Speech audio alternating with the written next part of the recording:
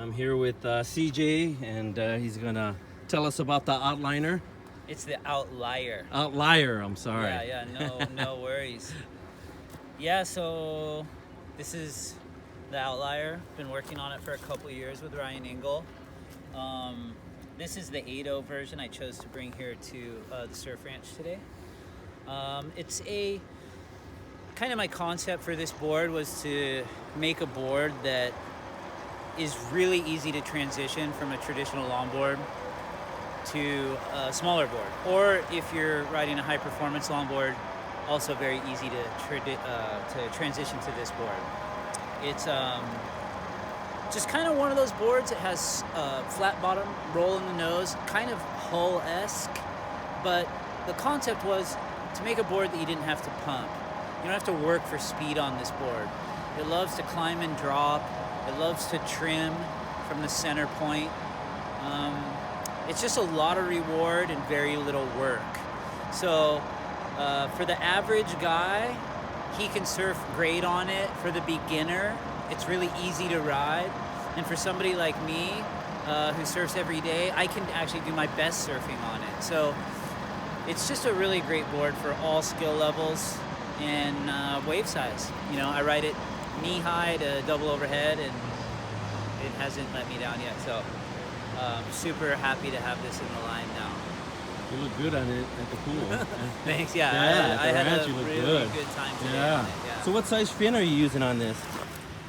So I ride this is a 9.5 Flying Diamonds involvement fin. This is a G10 material.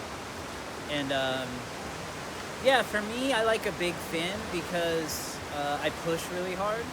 But I think the average guy could start with a smaller fin, maybe an 8.5, and work his way up as he gets more confident on the board and starts surfing the rail more.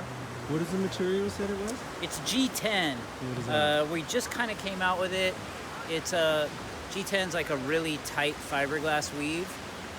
So you can kind of you can make a thinner, faster fin that doesn't flex too much. So typically it's used in the sailboard industry a lot, and it's not a flex fin. It's a fin that is like immediate action, immediate response. There's no delayed reaction at all, and that suits my surfing better than something that's a little flexy, just for me personally.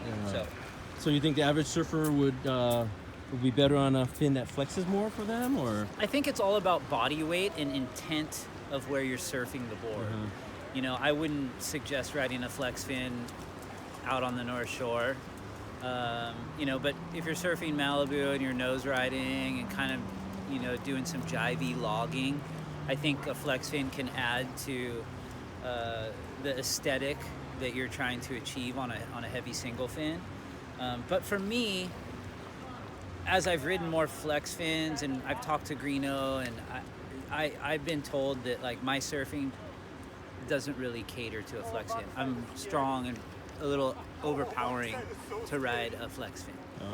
So I think, yeah, you know, you just want to be mindful, like if you're a bigger guy, not to go with something that's super flexy. You want to go with something that's a little rigid, because even that has flex. I got schooled by Greeno a few years ago in Australia and kind of changed what I thought about some of the stuff. Oh, wow. Right on. Thank you very much. Yes, sir.